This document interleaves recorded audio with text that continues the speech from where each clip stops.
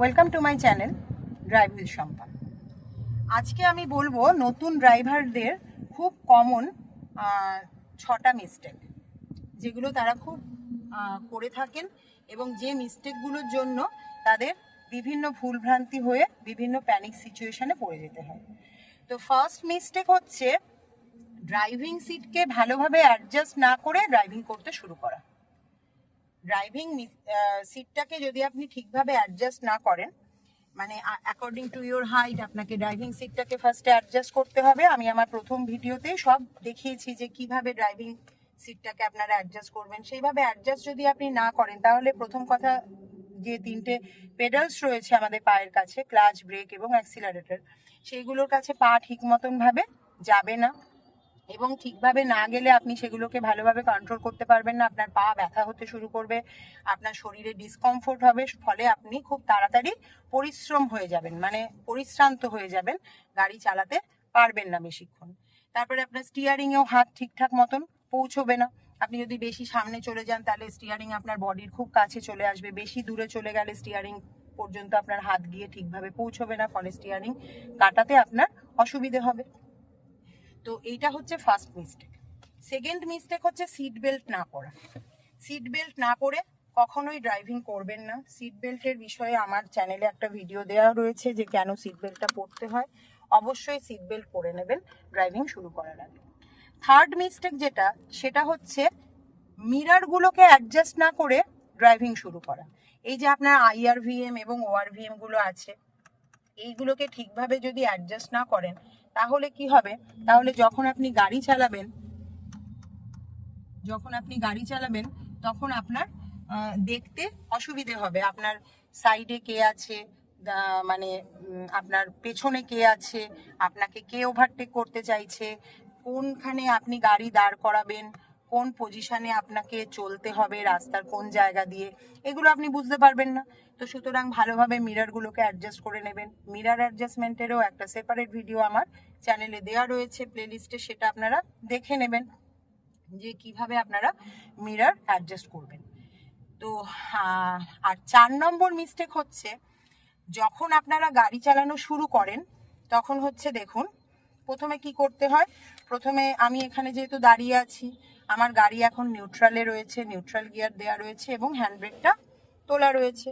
তো আমি ফার্স্টে কি করব, ফার্স্টে ফুল ক্লাচ প্রেস করে আমি ফার্স্ট গিয়ারে গাড়িটাকে দেব, দিয়ে আমি হ্যান্ড ব্রেকটাকে রিলিজ করব। রিলিজ করে দিয়ে আমাকে কি করতে হবে, ক্লাচটাকে ধীরে ধীরে ছেড়ে বাইটিং পয়েন্ট পর্যন্ত আনতে হবে, আমার গাড়ি গড়াতে শুরু করবে। কিন্তু এই পজিশনে দেখুন, আমাকে কিন্তু প্রথমে কি করতে হবে, প্রথমে ডান দিকের ইন্ডিকেটরটা দিতে হবে। ডান দিকের ইন্ডিকেটরটা অন করতে হবে। কেন অন করতে হবে? কারণ আমি তো দাঁড়িয়ে রয়েছি, আমার পেছন থেকে যারা আসছে তারা তো জানে না যে আমি হঠাৎ করে কোন সময় গাড়িটা চালাতে শুরু করব। তো তারা আমার পাশ দিয়ে যাওয়ার চেষ্টা করবে, কিন্তু আমি যখন রাস্তার বাদিক চেপে দাঁড়িয়ে রয়েছি, তার মানে আমাকে যদি গাড়িটা নিয়ে রাস্তায় তখন চলতে শুরু করতে হয়, তখন কি করতে হবে, আমাকে একটুখানি তো আমার গাড়ির মুখটা ডান দিকে যাবে। তো সেটা আমাকে ইন্ডিকেট করতে হবে না আদার ড্রাইভারদের যে আমি এবারে গাড়িটা নিয়ে রাস্তায় উঠবো। তো ইন্ডিকেটরটা দিয়ে কিন্তু আমরা গাড়িটা চালাতে শুরু করব। ঠিক আছে, এই দেখুন আমি গাড়িটা চালাতে শুরু করছি। এটা হচ্ছে আপনার 4th মিস্টেক। আচ্ছা, 5 নম্বর মিস্টেক কি, এই যে আমি এবারে অ্যাক্সিলারেট করব, খুব জোরে হঠাৎ করে হার্শ অ্যাক্সিলারেট করে, এই দেখুন গা করে গাড়ির একটা আওয়াজ করছে। এইটা কিন্তু করা যাবে না। অ্যাক্সিলারেটরকে খুব ধীরে ধীরে প্রেস করতে হবে।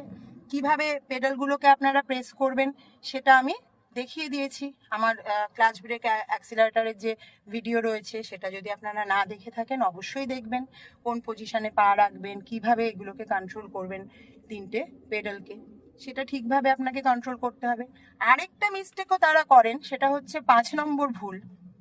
সেটা হচ্ছে, যখন আপনি গিয়ারটাকে শিফট করলেন, ধরুন এবার আপনি এই যে চলছেন, এইটা ফার্স্ট গিয়ারে যাচ্ছেন, এবারে সামান্য অ্যাক্সিলারেট করে আপনি দেবেন সেকেন্ড গিয়ার, এই ফুল ক্লাচ প্রেস করলেন, সেকেন্ড গিয়ার দিয়ে দিলেন, দিয়ে ক্লাচ থেকে পা না সরিয়ে আপনি এই দেখুন, আওয়াজ পেলেন, এই দেখুন এইভাবে আপনি অ্যাক্সিলারেট করে দিচ্ছেন।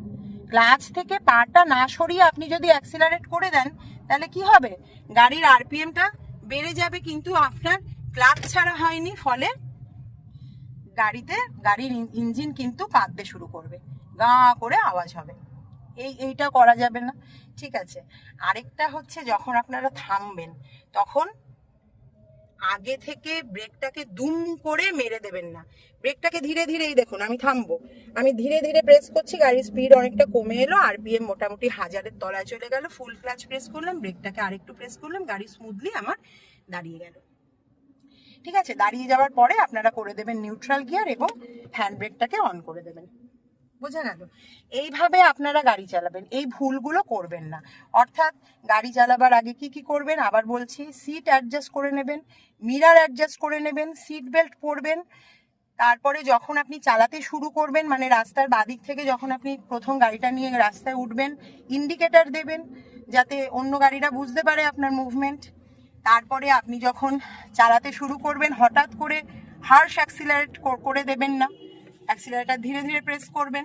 তারপরে যখন আপনি গিয়ার চেঞ্জ করে অ্যাক্সিলারেট করছেন, ক্লাচটাকে পুরো ছাড়ার পরেই অ্যাক্সিলারেট করবেন, ক্লাচ ধরে রেখে অ্যাক্সিলারেট করতে যাবেন না, ঠিক আছে। আর যখন থামবেন তখন ব্রেকটাকে দুম করে চেপে দেবেন না, ধীরে ধীরে চাপবেন, গাড়িটাকে আগে স্লো করে আনবেন। আরপিএম যখন 1000-এর তলায় চলে আসবে বা স্পিড যখন 10-এর নিচে চলে আসবে, তখন আপনি ফুল ক্লাচ করবেন, তারপরে ব্রেকটাকে আরেকটুখানি প্রেস করে দেবেন, দেখবেন গাড়ি একদম স্মুথলি আপনার দাঁড়িয়ে যাবে, কোনো গোত্তা খাবে না, গাড়ি কাঁদবে না, ঠিক আছে। ওইভাবে যদি ব্রেক অ্যাক্সিলারেটরগুলোকে আপনারা দুমদাম করে চেপে দেন, তাহলে কিন্তু গাড়ির ইঞ্জিন, ট্রান্সমিশন সিস্টেম, এগুলো সবের ওপরে খারাপ প্রভাব পড়বে এবং আপনার গাড়ি খুব তাড়াতাড়ি খারাপ হয়ে যাবে। এবং গাড়ি খারাপ হওয়া মানেই আপনারা জানেন বেশ কয়েক হাজার টাকার ধাক্কা।